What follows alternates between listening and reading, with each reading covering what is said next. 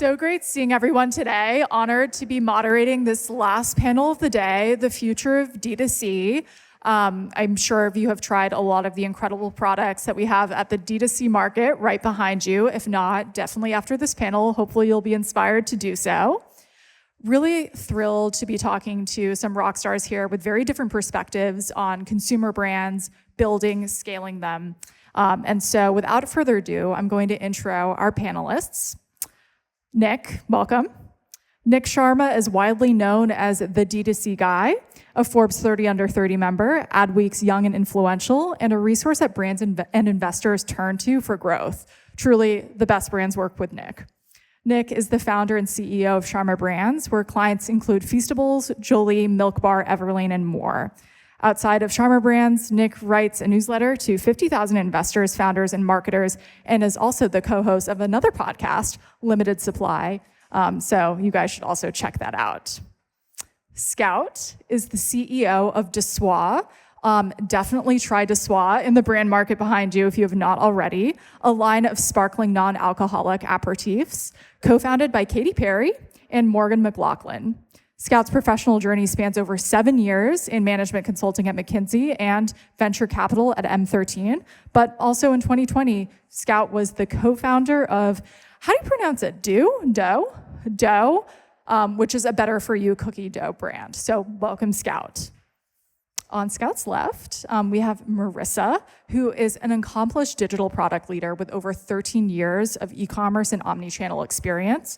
She's currently the head of digital product in e-commerce at Coterie, which is the best diaper in the world, an incredibly scaling, quickly brand. And she has spent her career helping well-known brands and businesses transform their digital enterprises, including Moda Operandi, Pernod Ricard, Drunk Elephant, and Target. So welcome, Marissa. And last but not least, we have Brianna, who is COO of TYB, a community rewards platform with customers like Glossier. I think that's a new announcement for today. Yeah, it's hot off the press. Congratulations. Urban Outfitters, June Shine, and Rare Beauty. Prior to TYB, she helped scale Skills, the first pay-to-earn gaming platform to go public, and was an executive at Walmart and Gap. She's also an LP in 2 early-stage funds. So welcome, everyone. Cool.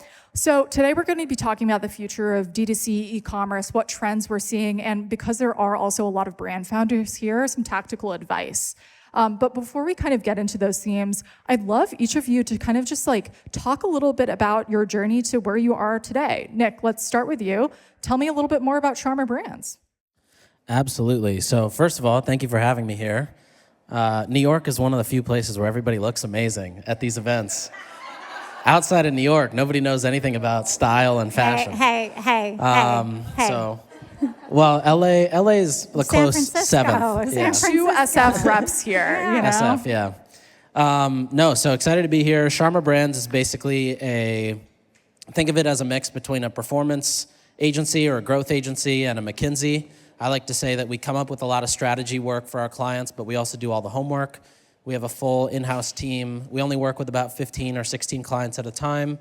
A lot of companies are either pre-launch, companies like a Jolie or Feastables or Lemmy, or we're about to launch some new brands. We'll do everything from their go-to-market, their website, their media, their content, emails, everything.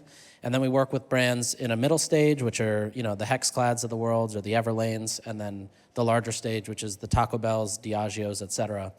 And I don't know, basically the way it started was I used to work on the brand side and, drove a lot of growth. That was my job. And basically we just productize that and we do that for clients. So clients come to us, we look at growth a little bit more holistically than just running ads. And we have the teams to support building the strategy for that and then doing all the execution there. And and then alongside that, a lot of times if we're launching brands, whether it's Lemmy or Jolie or Feastables, we'll also get to invest alongside these brands or in these brands. And Brands in the room, definitely hit up Nik if you're looking to take your brand to the next level. Now on the brand side, we have Scout. Scout, tell us a little bit about how you transitioned from Dough to becoming CEO of DTC, working with Katy Perry and Morgan McLaughlin. Of course. So I met Katy. Is this working? Okay. I met Katy and Morgan in early 2021. a little bit of background on Morgan. She's a master distiller, so she's been in the beverage alcohol space for really over 10 years. And she saw this white space within the non-alc market. I think early on there were a lot of non-alc spirit proxies like Liars and Seedlip that were doing well in bars and restaurants, but people really weren't seeing the role that they wanted to play as mixologists at home. And then meanwhile, in the non-alc beer world, and especially even today, you look at Athletic Brewing and other brands, were really starting to take off. And so when I met them, they had been working on Dessoir for 18 months. There was a brand, there was a product, there was liquid, there was packaging. I obviously love the 0 to 1 stages. That's what I was doing before. And myself, like a lot of people here, I'm sure during COVID, we're drinking more and had this moment where I stepped back and realized that it just wasn't really aligning to my lifestyle. And so I started looking into the category a little bit kind of at the same time, and I just saw these crazy tailwinds behind it, and things that even now are even more extreme. I think it's something like 50% of millennials are drinking less, 60% of Gen Z are drinking less. And I just immediately saw that there was this opportunity to come on board, obviously quarterback, get the brand to market. And we launched 2.5 years ago and have a new flavor in the market. So it's been a really fun 2.5 years building. Congratulations. Well, a little bit now onto the operator side of things. Marissa, you have a lot of experience in luxury fashion, and now you are building luxury diapers. Tell us a little bit about the journey to Coterie and why e-com digital product? So it's a very good question. I definitely did not start out as a luxury person. I actually started out as an investment banker, like most people out of college at that time. I went to business school, knew that I wanted to do something different that wasn't just finance. I then drank the Kool-Aid and became a strategy and management consultant, as one does straight out of business school. But I think that those two sort of skill sets around sort of financial literacy, attention to detail, and then just large-scale project management really primed me for what was next. And funny enough, I'm a lucky person. My mentor from consulting, he brought me into a startup and he's like, hey, you're gonna be my digital product, head of digital product. And I'm like, I have no idea what that is.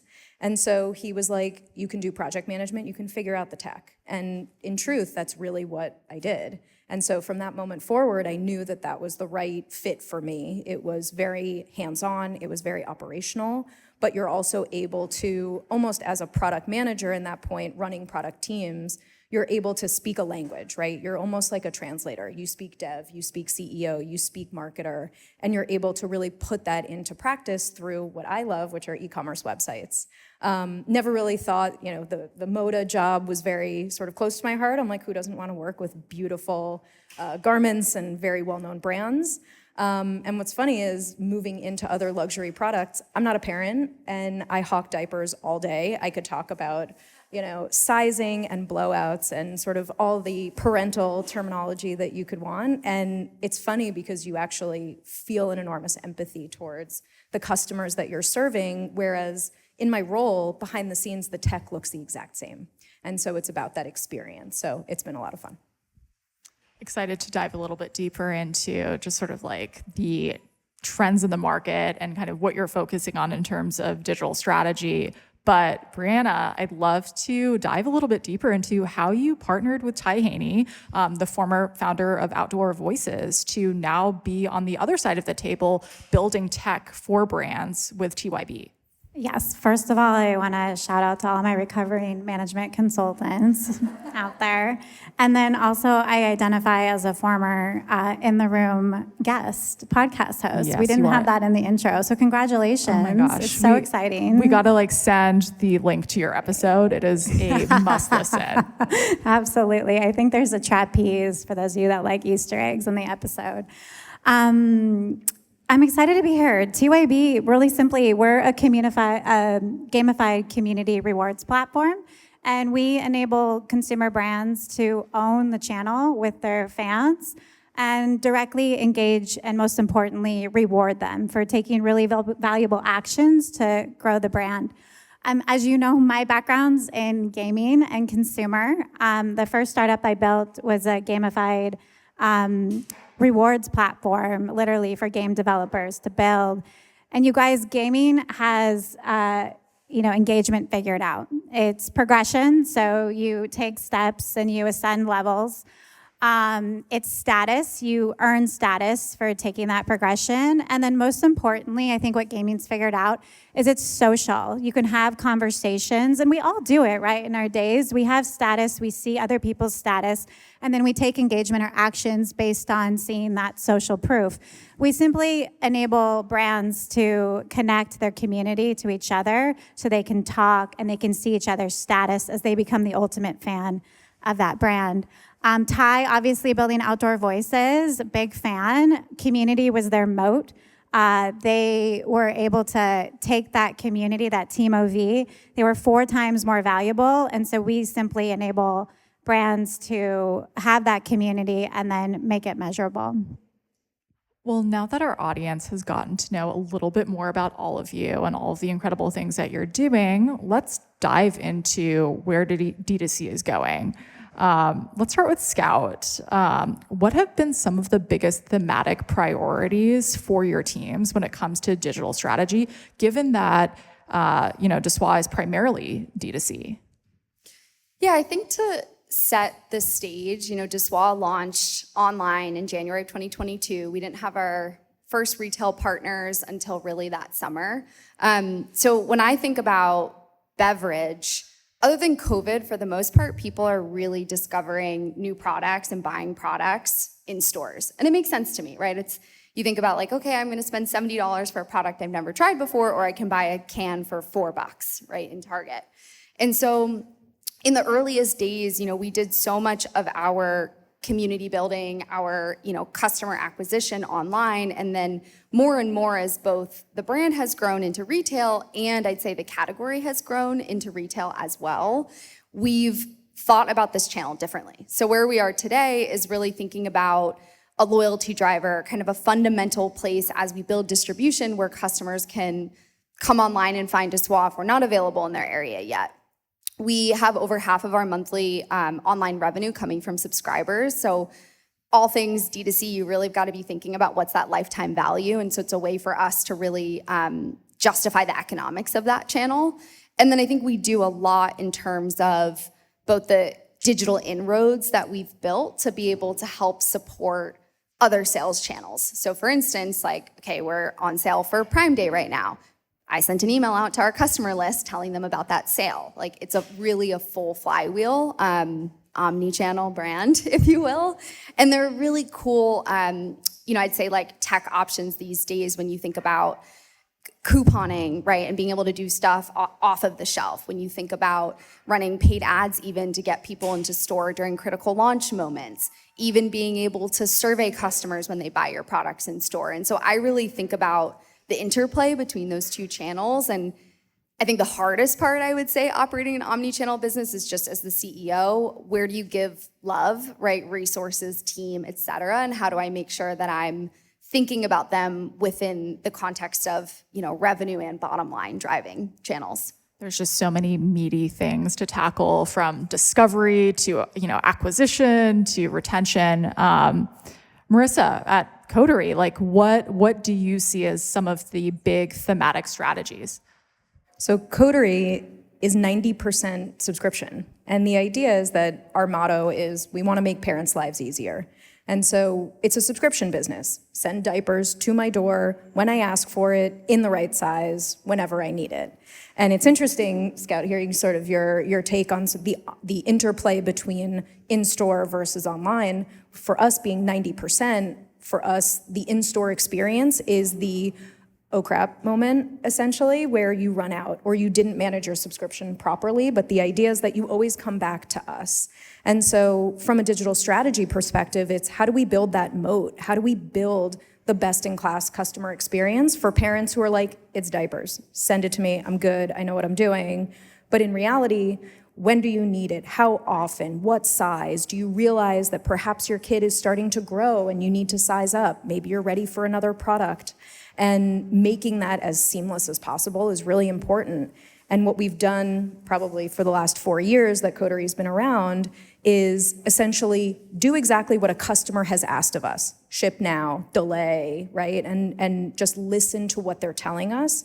And what my vision is very much, how do we talk back? How do we help proactively recommend a next size up? How do we let someone know, hey, guess what? You're actually consuming diapers a little bit faster than you might realize. You're shipping now every month. Should we change your frequency?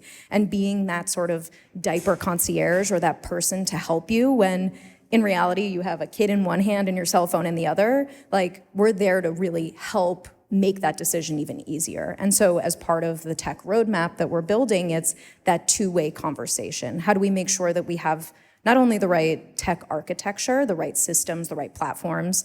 Thank you, Prive. Claudia's incredible subscription platform, which we work with all day, every day. So it's the right tools and the right technologies, and then it's building on top of them, knowing that you don't have a house of cards. And so we're really in that moment where like we have a solid architecture, and it's how do we create a really unique experience for something that you wouldn't normally think of as sort of elevated luxury high touch. Actually really funny, because I realized I didn't even tell you this, but our team was subscribing to Coterie diapers just to experience your subscription. Yes. Yeah, so best in class. Did you use our SMS program? Yes. Amazing. I want to get your thoughts on it. I think like the past couple of years, what tech you use as a brand has become really at the forefront of the conversation in terms of scaling and growing. And so Nik, you work with so many brands, not only that are launching, but are also scaling. What are some unique challenges you're seeing with your clients in 2024 that might not have really been the case a couple of years ago? Honestly, I think the biggest challenge is brands like don't know how to build brand. They know how to source a product and throw a label on it and sell it with ads. But majority of companies that are consider themselves brands, they don't actually have brands. They're just product businesses.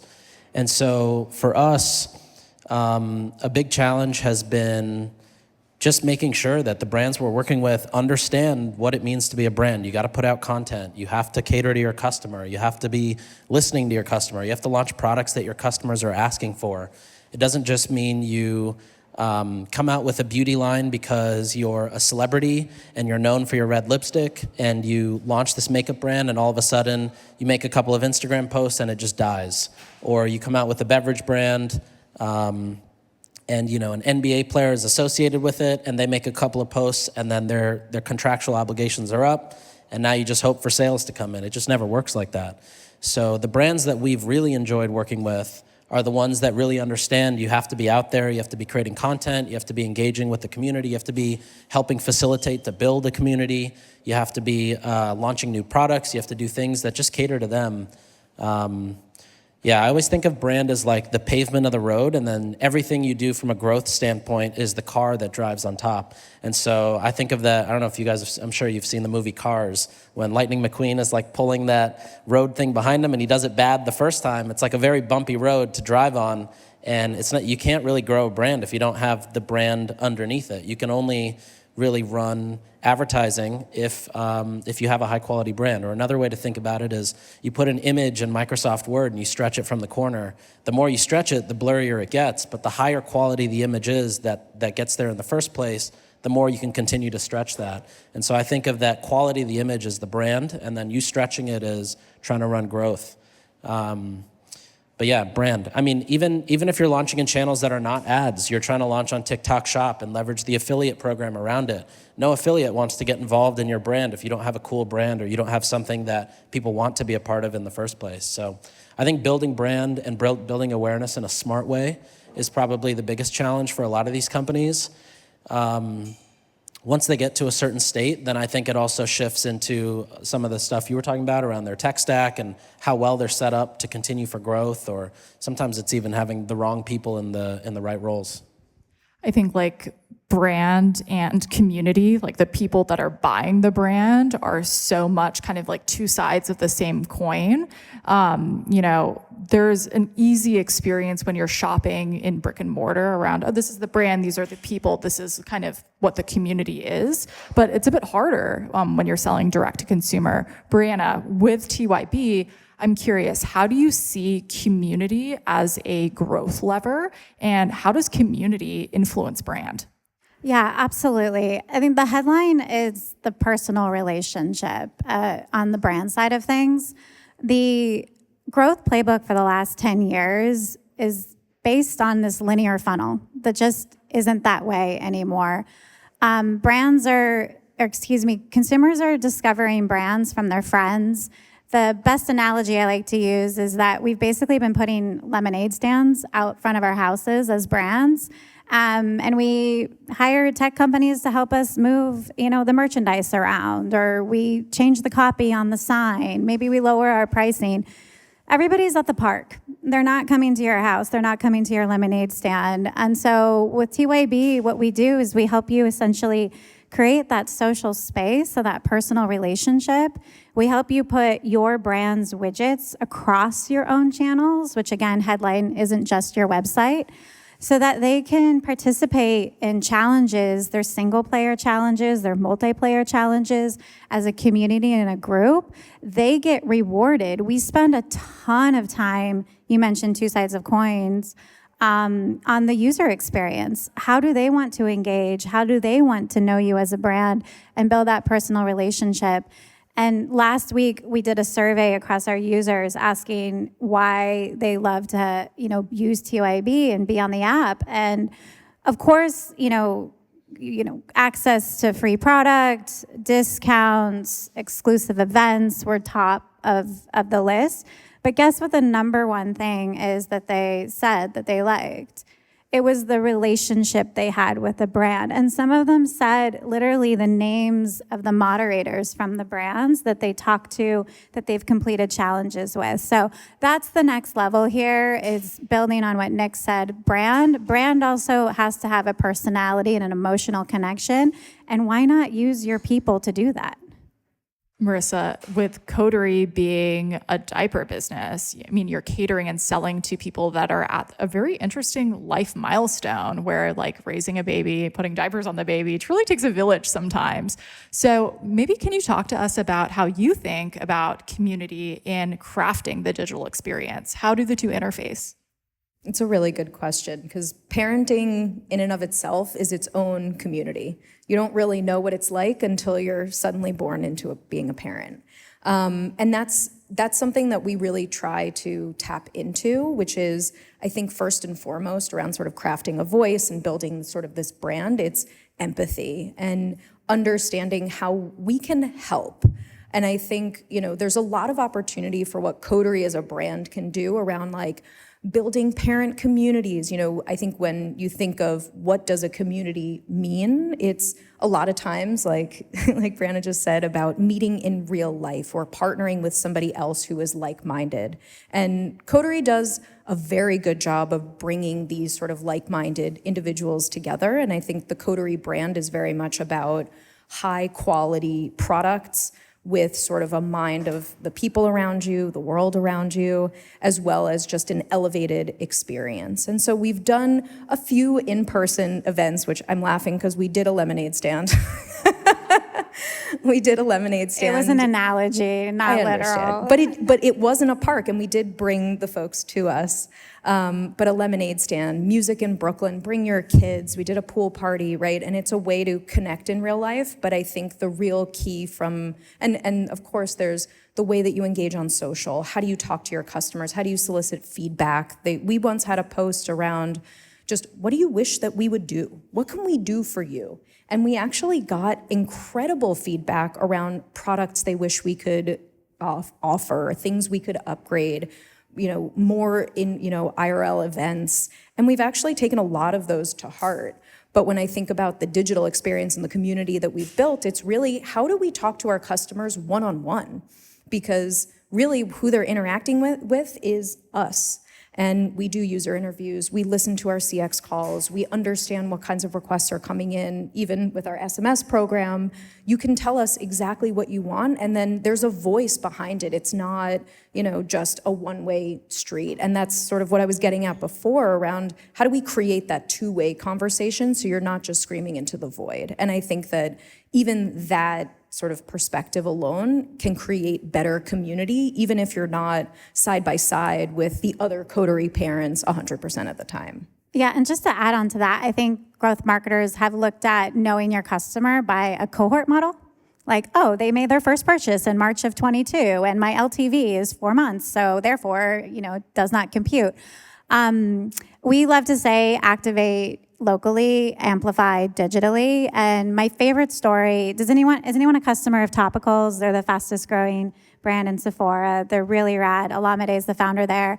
They had their community with TYB. They started with us in November 22. They found out through our challenge surveys that 5% of their community were actually licensed estheticians.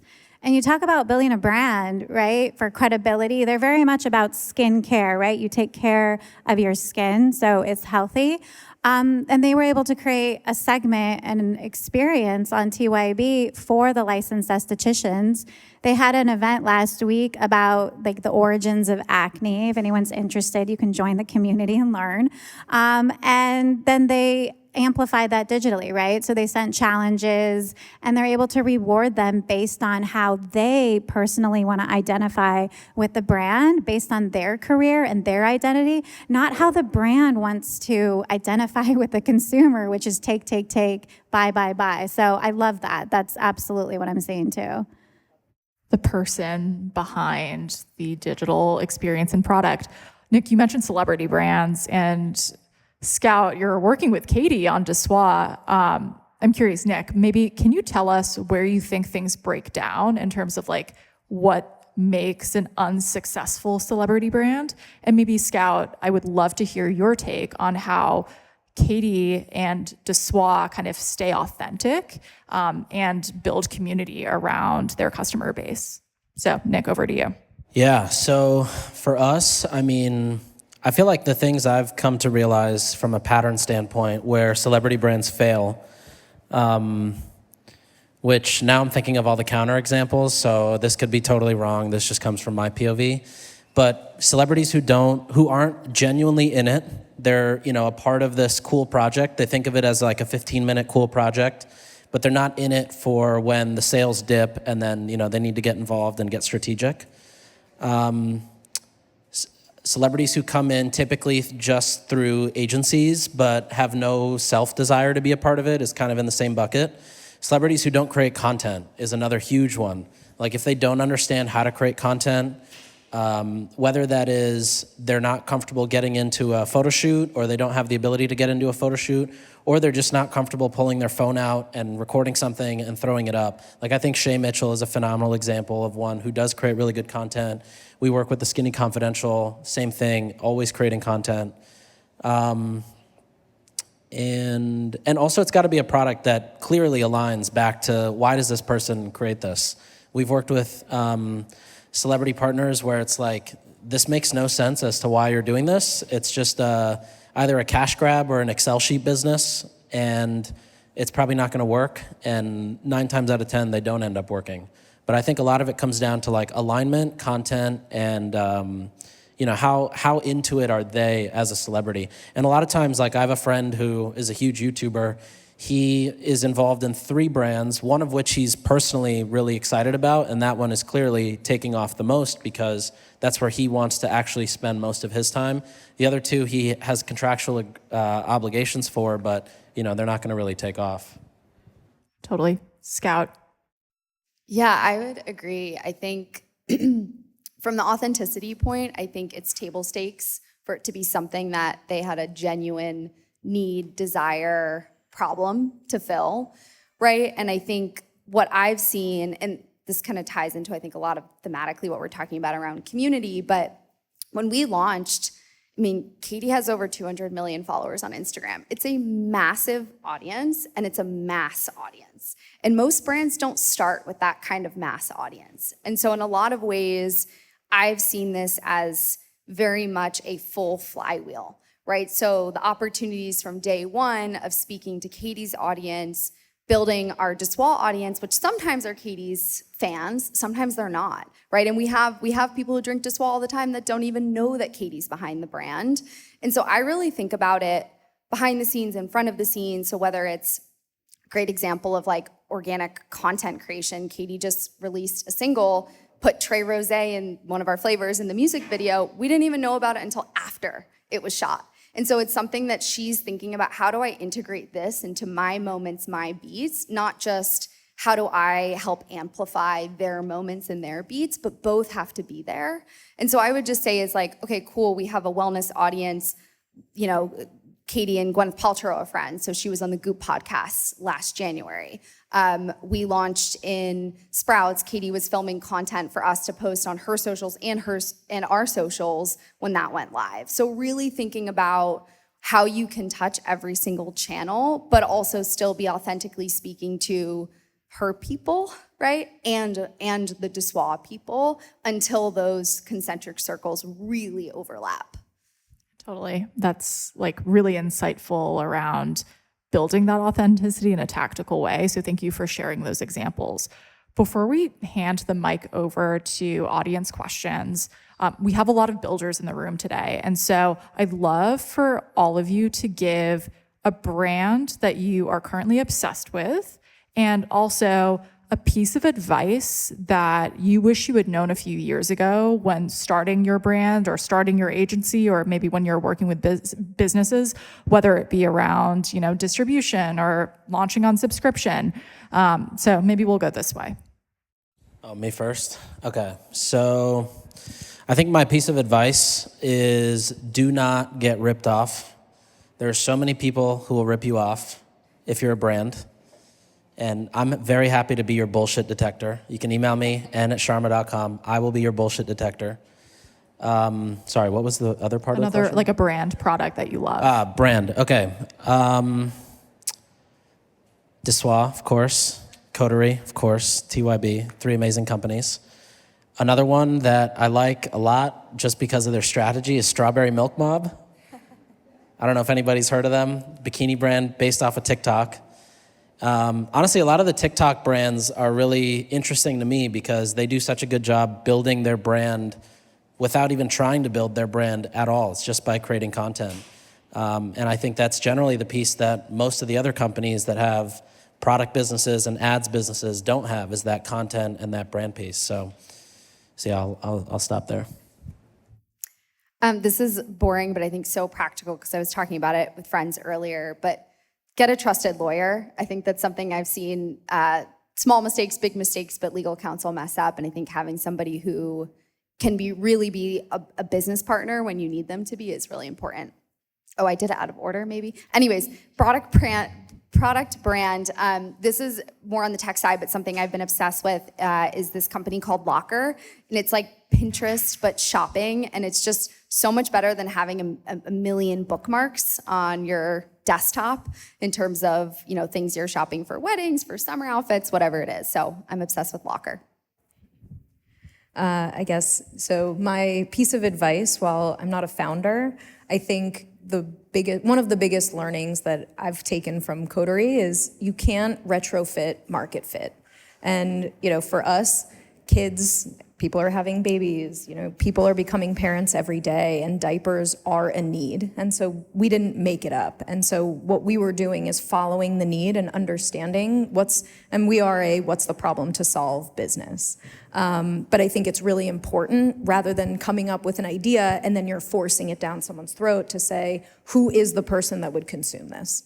And I think a brand that I really like, and I think it's from sort of a tech perspective as well. I love AG1, Athletic Greens.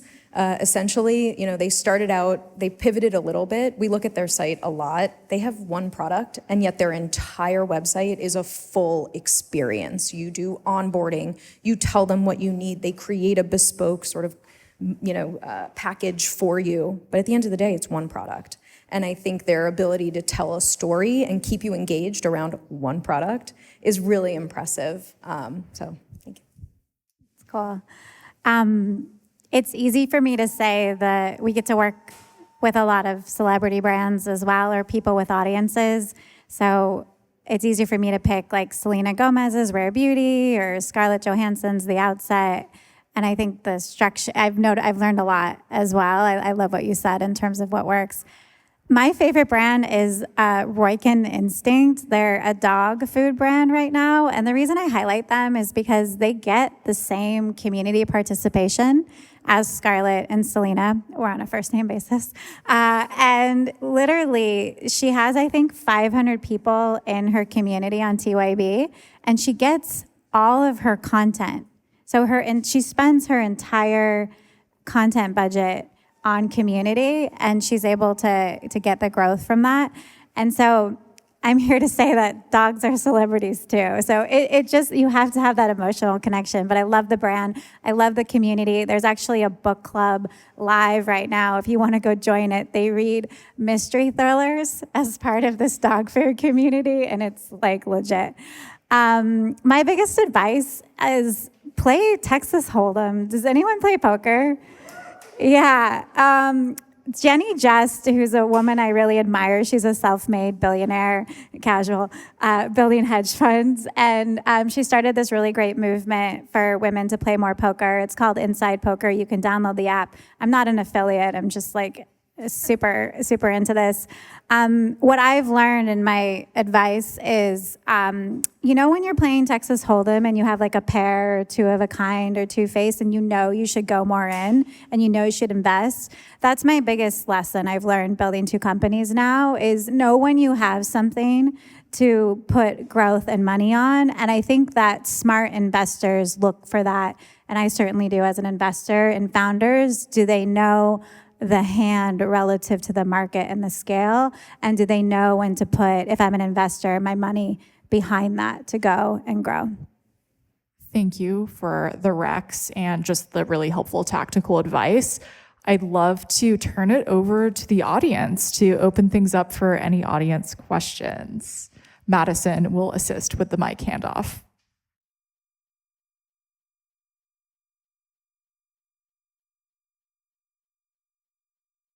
Okay, so this is a quick question. I know we talked a lot about as celebrities as co-founders, but what's your take on the pipeline of celebrities as investors to the creative director position of brands? Because it seems like that was happening a lot, but curious to see if there's any value in that or what your POV is on it. I mean, I'm pretty biased here, I would say. I think what my experience, N of one, working with Katie on Dessois, is the fact that she's been involved from the very beginning, and it's her baby. So the name, the colors, the flavor, right? Like every piece of that DNA, the same way all the founders in the room here, you guys feel like what you're building is your baby. Katie has that attachment to it. And so I think from that perspective, the strongest place to be coming from is somebody who really gets to be in the weeds building the brand that way. There are a lot of creative ways to bring in talent. And so from that perspective, tactically speaking, maybe it's a great way to get extra eyeballs, build brand awareness without spending a lot of money on it, because you're using and leveraging equity to do that instead. But I'd be surprised if that's as powerful as having somebody in from the very beginning. Yeah, I just want to build on that to what Scout said, is it matters how the deal is structured. So we've structured a lot of SaaS deals with brands that are co-founded by celebrities. And I love that they have a full brand team behind them, that they speak the D2C e-com language. I'm gonna have to be careful here. I spent a lot of time in LA. Nik thought I lived in LA, so I do spend a lot of time in LA, and talking to some of the agencies. And I prefer to stay away from doing those deal structures because I think they're predicated more on a media buy, which is more of a broadcast mentality where a creative director can come in, versus brand building, which is really about margin and distribution. And those deals are structured very differently. So that's what I'd look for. Other questions? Thank you all for the insights. They were awesome. So I had a question for you, Bree, specifically about the experience you told us about going all in. I'm looking at the poker cards. You play? So how do you? Yeah, I mean, What I do you- lose, but I like to play. Hey, we all lose, but we win too. It'll come one day. But how do you balance intuition versus actually cold hard facts on like this is going somewhere? Oh yeah. I think sometimes we think about intuition as this ephemeral. How do I say the word? Ephemeral. Thank you. Thing that is just out there. For me, my experience with intuition is something that I've built. It's something that I've learned to listen to and understand the difference. So I think it's a skill.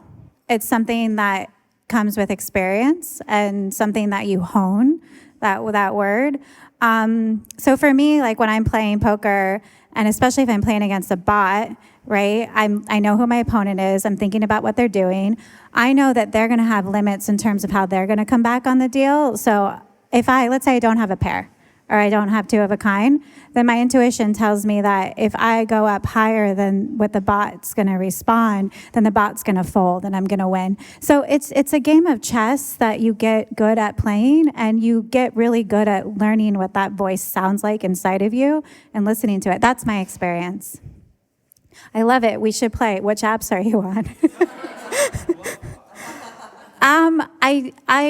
I create environments where there's asymmetric information that I can make moves and take advantage of. Absolutely. But I think when a good game of poker is played, it's very much a win-win for everybody. And you want people that walk away from your poker table to want to come back and play with you again. So that's what's most important, I think. Yeah, I love it. We should talk later. I want to invite you to my table. Sorry. I also wouldn't underestimate the power of just asking questions, right? Being curious. Don't be afraid to dig into something that you're interested in, and interest will always be met most of the time with sort of a reciprocal sort of give. And so I think a lot of times, at least for me, I was afraid to ask questions because there were things that were expected to just be known, and you never know what you'll get as a result of just asking more questions. Awesome. Well, I think that's all the time we have for today's conversation. So give a round of applause to our incredible panelists. Awesome.